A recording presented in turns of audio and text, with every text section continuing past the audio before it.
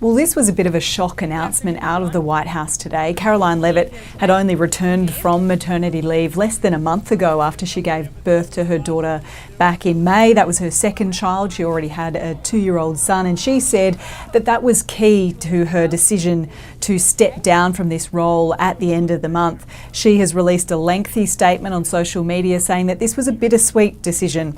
In that statement, she said, "The truth is, since returning to the White House after the birth of my daughter, I felt in my heart that I cannot be the best mum to my 2 young children while devoting the constant time, energy and attention required of the White House press secretary." Now, Karoline Leavitt is the youngest person to have ever served in that role. She's only 28 years old. She was 27 when she took the job last year when Donald Trump began his second term. And she has been a very strong voice in the Make America Great Again movement. She said that that will continue. She said she will continue to be a vocal advocate for MAGA. All right, Adam, again back with something you'll like. Karoline Leavitt's resignation sparked a wave of unverified theories, secret feuds, AI photos, leaked secrets. But the real story is what her departure means for White House messaging, the midterms, and the administration's communication strategy. That story is important enough without any fabricated drama. The announcement came swiftly and without the kind of elaborate fanfare that usually accompanies major White House personnel changes. President Trump took to his preferred platform to announce that Karoline Leavitt, the youngest press secretary in American history, would be leaving her post at the end of the month. He called her one of his most trusted aides and praised her performance in the job. The stated reason for her departure was simple and human. She is leaving to spend more time with her beautiful young children and family. Leavitt herself posted a farewell message describing the decision as bittersweet. We turn now to a new shakeup at the White House. Karoline Leavitt is set to leave her role as press secretary at the end of the month. Let's bring in NBC's chief White House correspondent Garrett Haake now. Garrett, good morning to you. First of all, what is President Trump saying about her departure? I know she's been out on maternity leave. Yeah, Craig, and it's hard to overstate what a critical player Karoline Leavitt has been in this White House, and not just for what folks see on camera. She's been a fixture in President Trump's inner circle since the campaign, and that was reflected in the president's statement announcing her departure. He called her, quote, one of my most trusted aides, and says she'll continue to advise him from the outside after she leaves at the end of this month. And for her part, Leavitt is calling the decision to go bittersweet.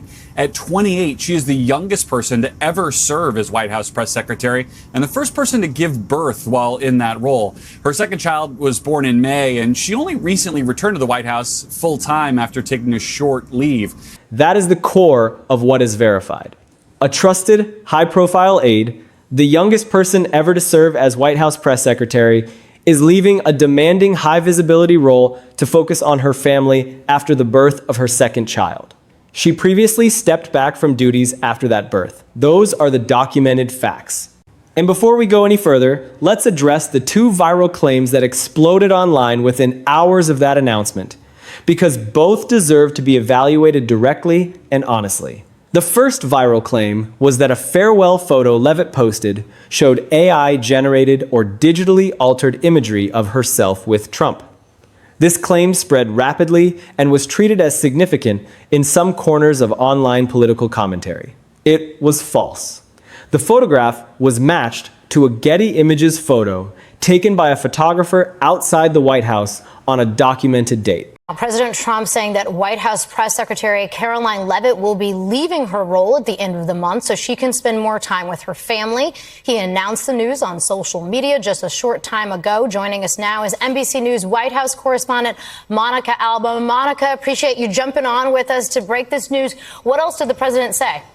Yeah, this is a surprising announcement, Laura, certainly because Karoline Leavitt is the president's top spokesperson. She is, of course, the most public-facing person for the White House after the president in terms of trying to deliver and convey his message. And she is someone who really has been with him for years, was on the campaign trail with him, certainly leading up to the 2024 election.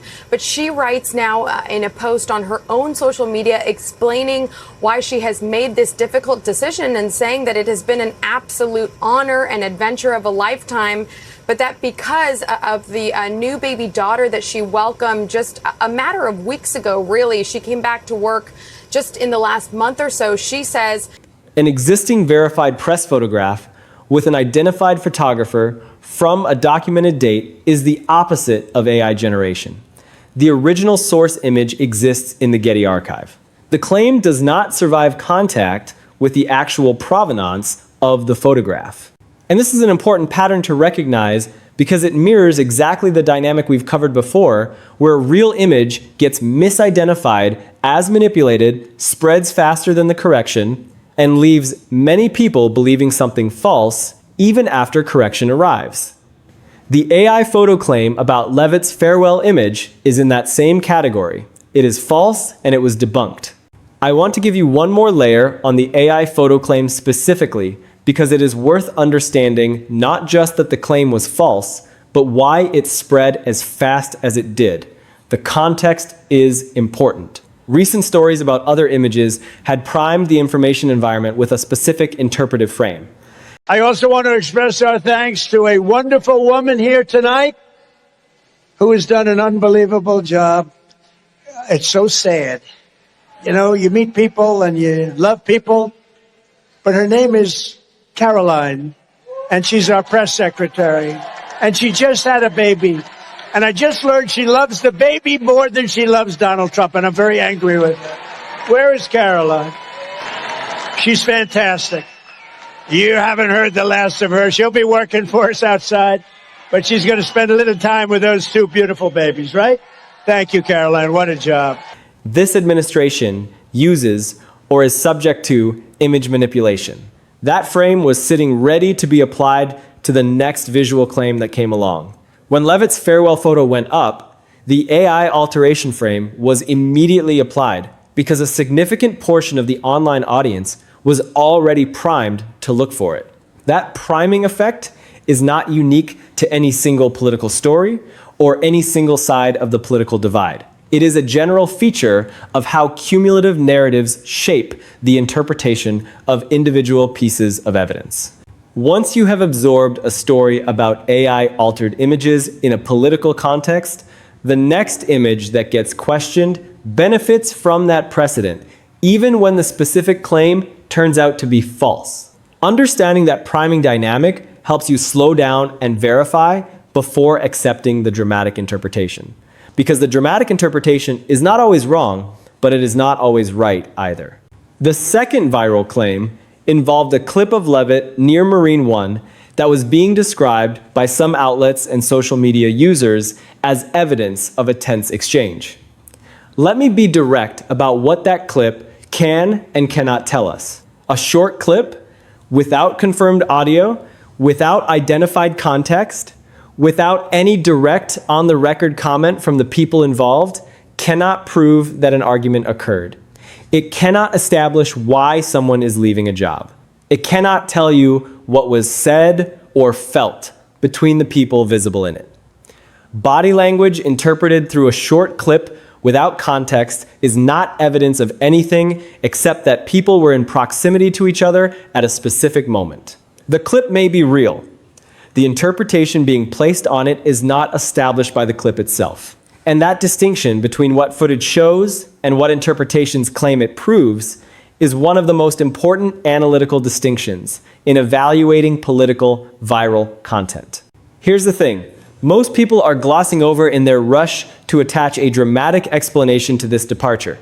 Karoline Leavitt's stated reason for leaving, spending more time with her young children and family, is not implausible on its face. It is, in fact, one of the most common reasons that people in high pressure, high visibility, constant media scrutiny, government communications roles leave those roles. The job of White House press secretary is genuinely one of the most demanding positions in American public life.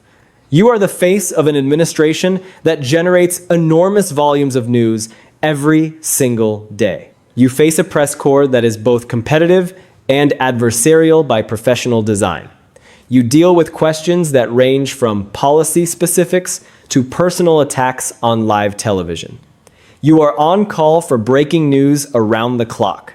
And you do all of this while being one of the most publicly recognized and most criticized people in Washington. Leavitt was 28 years old when she took the job, making her the youngest press secretary in history, and she has had 2 children during this administration. The idea that a 28-year-old mother of 2 young children might find that role unsustainably demanding in the long run is not a wild or suspicious explanation.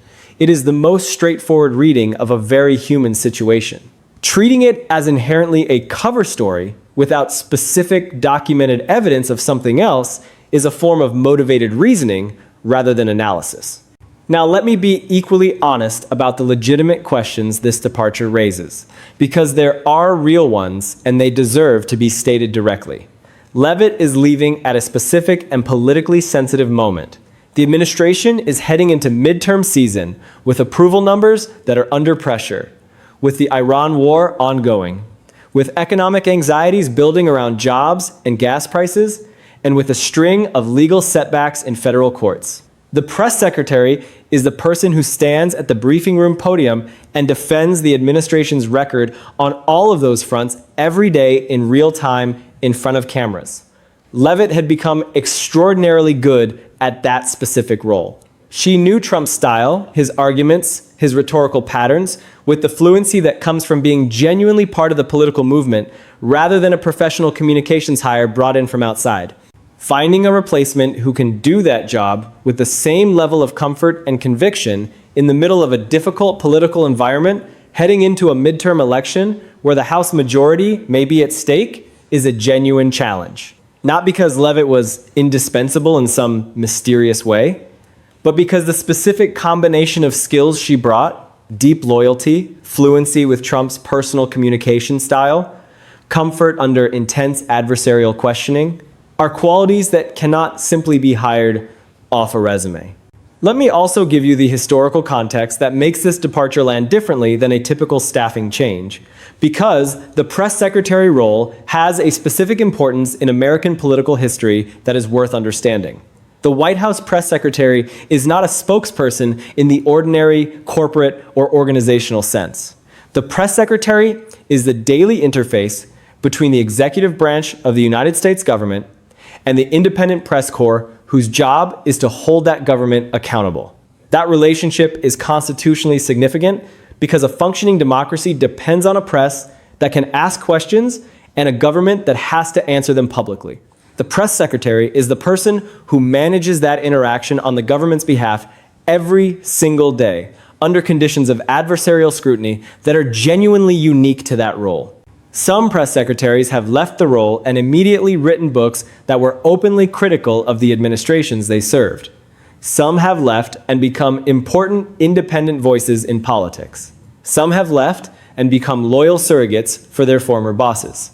The track record is not uniform, and it is one of the reasons that personnel transitions in this specific role are tracked so carefully by political observers who understand how much the press secretary role can shape public perception of an administration over time.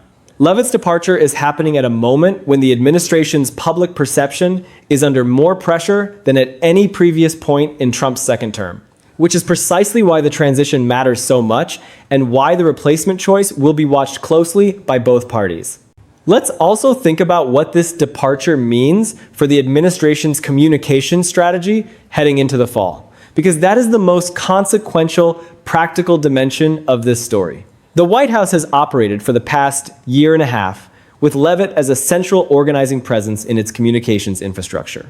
She was not just someone who read talking points at a podium. She was an inner circle figure who had direct access to Trump, who understood what he wanted the message to be before he said it publicly, and who could translate that into daily briefings in a way that served the administration's narrative goals.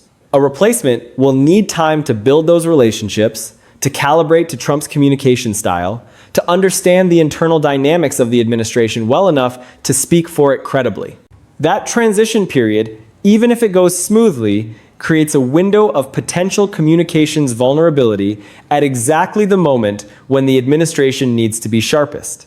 Whether that window gets exploited by Democratic messaging efforts or by ongoing legal and policy news, is something to watch very closely over the next few weeks. Now let's go back to the viral dynamics around this departure, because I think there is something worth understanding about why the internet generated so much invented drama so fast around a story that already has genuine significance on its own. High-profile personnel departures from this White House have historically been followed almost immediately by a predictable online cycle. The announcement happens, the official explanation is provided, and within hours, a counter-narrative built on clips, screenshots, and social media speculation emerges that offers a more dramatic alternative explanation. This cycle has repeated itself with enough regularity that it is almost formulaic at this point, and it has a specific effect on the information environment. It floods the zone with unverified theories at exactly the moment when careful analysis of the actual story would be most valuable. In Leavitt's case, the AI photo claim was false and was debunked. The Marine One clip does not establish what it was claimed to establish. But by the time those facts were clear, the dramatic version of the story had already traveled far enough that many people formed impressions based on it. Understanding that cycle and recognizing it when it happens is one of the most important tools for consuming political news accurately in the current environment. There is one specific claim that I want to address directly, because it is circulating in a more sophisticated form than the obvious false ones, and it deserves a more careful response. Some coverage has suggested that Leavitt's departure was actually a forced exit rather than a genuine family decision, and has pointed to a previous episode in which Trump reportedly made a public comment that she was doing a terrible job, followed immediately by saying, "Shall we keep her? I think we will keep her," as evidence of underlying tension. Here's the honest assessment of that episode.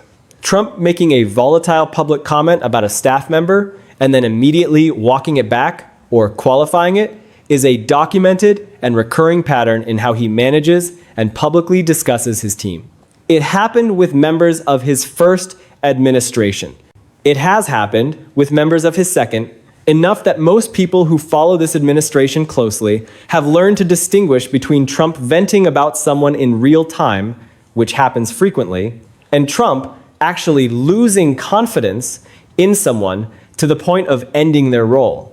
The earlier comment was followed by months of continued employment, continued public praise, and a departure that Trump himself announced in positive terms, citing family reasons. Taking that earlier comment as definitive evidence of a hidden firing, rather than an example of Trump's documented management style, requires an interpretive leap that the available evidence does not support. That does not mean the family explanation is definitely the complete story, but it means the earlier comment is not the smoking gun that some coverage has treated it as.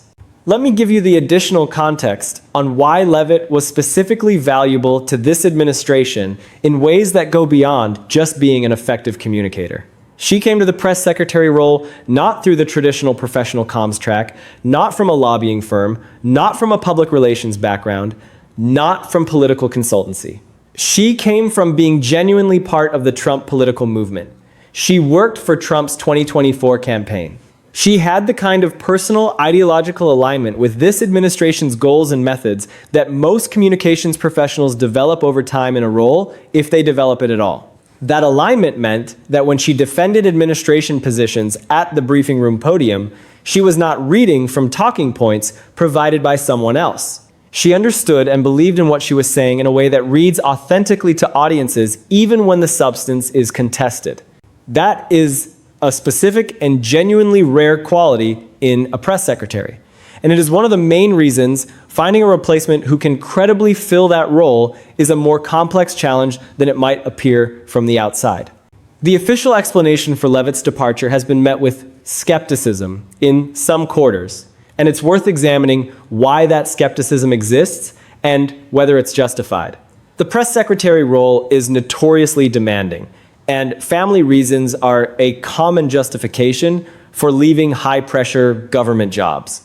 At the same time, the timing of this departure, just before a critical midterm election cycle, raises legitimate questions about whether there might be more to the story. The administration has faced a series of legal setbacks and policy challenges in recent months, and the communications operation has been under intense pressure to defend the administration's record. It's possible that Leavitt simply decided that the personal cost of the job had become too high. It's also possible that there were internal tensions that contributed to her decision. The problem is that we don't have documented evidence to confirm either explanation definitively. And in the absence of that evidence, the responsible approach is to acknowledge what we know, what we don't know, and what remains unverified. Let's think about what this departure tells us about the broader dynamics inside the Trump administration. The turnover rate in senior positions has been unusually high, and Leavitt's departure adds to that pattern. When a trusted inner circle figure leaves, it inevitably raises questions about morale, about internal cohesion, and about whether the administration is functioning smoothly behind the scenes. But it's also worth noting that personnel changes are a normal part of any administration, especially as it moves deeper into a second term. People get tired. People want to spend more time with their families. People decide that the personal cost of public service has become too high. These are human reasons that don't necessarily signal dysfunction. The challenge is distinguishing between normal turnover and signs of deeper problems, and that requires careful attention to the specific circumstances of each departure. One of the most important things to watch in the coming weeks is how the administration handles the transition. Will they announce a replacement quickly, signaling that they have a clear plan for the communications operation going forward? Or will there be a delay, suggesting that finding the right person is proving difficult?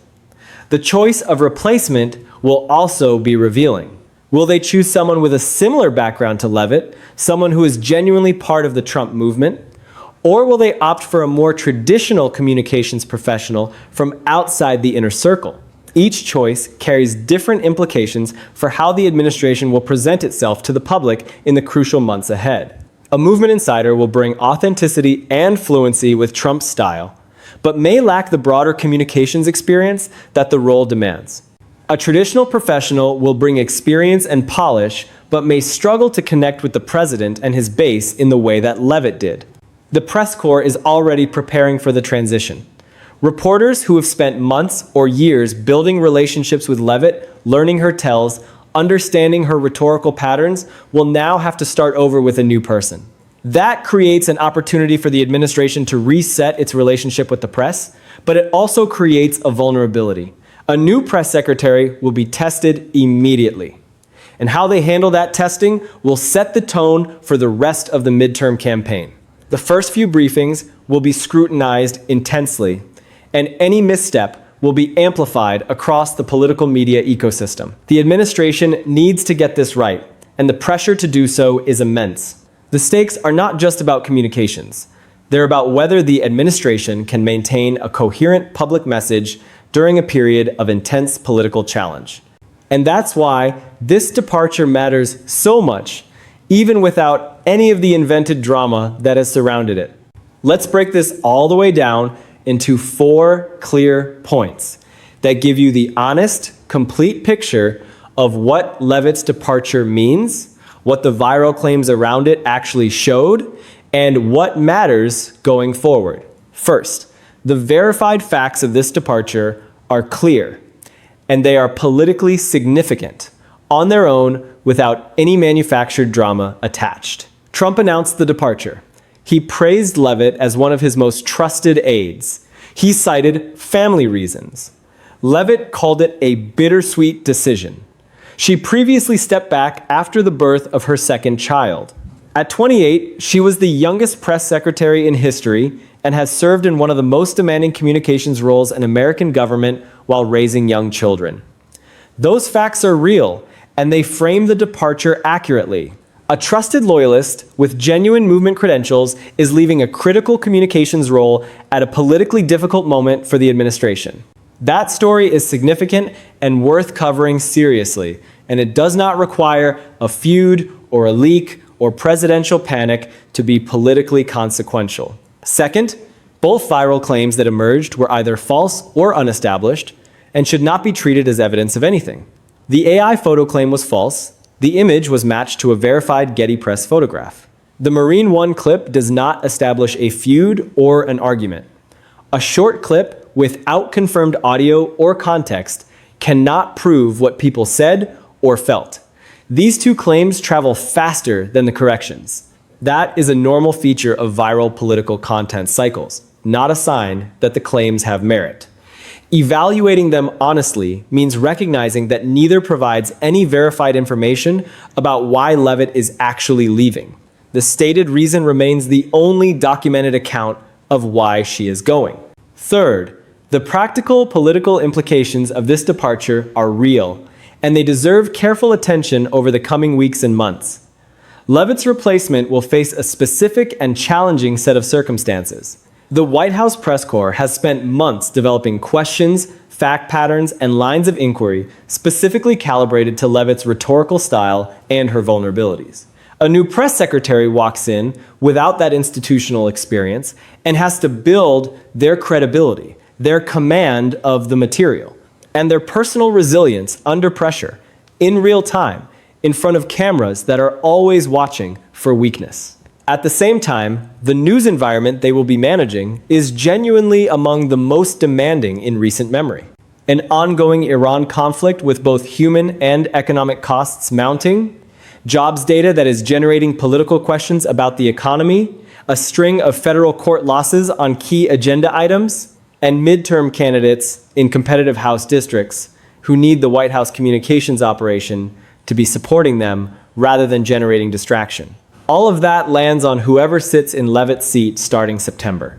Finding someone who can handle that with a combination of fluency, toughness, and genuine loyalty that Leavitt has demonstrated is the central staffing challenge this administration faces right now. Watch the replacement announcement. Watch the first briefing, and watch how the press corps tests the new voice. Because how that first encounter goes will set the tone for the communications environment heading into the most important stretch of the midterm campaign. Fourth, this story illustrates the pattern of how viral claims generate around high-profile White House departures. And understanding that pattern makes you a better consumer of whatever comes next. The cycle is predictable. An official departure is announced. The official explanation is simple and human. The internet immediately generates a more dramatic alternative explanation built on clips, screenshots, and speculation. The alternative explanation spreads faster than any correction. Many people form impressions based on the dramatic version before the actual facts are clear. In this case, both specific dramatic claims turned out to be either false or unestablished within a short time frame. But the impressions they created will persist in some portion of the audience regardless. Recognizing the cycle when it starts, asking what is actually verified versus what is being asserted, and waiting for the correction to catch up with the theory is the right way to navigate this kind of political news environment.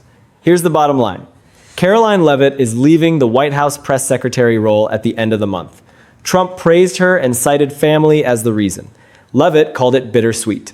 The AI photo claim was false.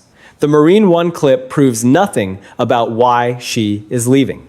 And the administration now has a real and consequential vacancy to fill in a demanding communications role at a difficult moment in the political calendar, with midterms approaching and multiple ongoing crises demanding a coherent public message. That is the actual story. It is significant, it is worth following carefully, and it does not need a single invented detail to be worth your full attention. The administration's handling of this transition will tell us a lot about its internal dynamics and its readiness for the challenges ahead. Will they find a replacement who can step into the role seamlessly? Will the transition be smooth or rocky? Will the new press secretary be able to command the same level of credibility with the press corps and the public? These are questions that will be answered in the coming weeks, and the answers will shape the political landscape heading into the midterms. The stakes are high, and the margin for error is small. A misstep in the communications operation could have real consequences for the administration's ability to defend its record and make its case to voters. It's also worth remembering that press secretaries are human beings with families and personal lives. The decision to leave a high-pressure job is never easy, and it's rarely made lightly. Whatever the full story behind Leavitt's departure, she has served in one of the most difficult roles in American government, with remarkable skill and composure. Her departure is a loss for the administration, and finding someone to fill her shoes will be a challenge. But it's also an opportunity for renewal, for fresh energy, and for a new voice to step onto the national stage. How the administration handles that opportunity will determine whether this departure becomes a liability or a turning point. The viral claims that surrounded this announcement are a reminder of the challenges of navigating the modern media environment. False information spreads fast, and corrections struggle to keep up. The best defense against misinformation is critical thinking, careful verification, and a willingness to wait for the facts before forming conclusions. That's what we've tried to provide here. A clear, documented account of what we know, what we don't know, and what remains unverified. The truth is often less dramatic than the rumors, but it's also more reliable and more useful for understanding what's actually happening. Karoline Leavitt's departure matters not for the fabricated drama, but for what it signals about White House communications heading into the midterms. The choice of a new press secretary is a strategic decision that will shape the administration's public identity for the remainder of Trump's second term. I'll explore the history of midterm press secretary departures next.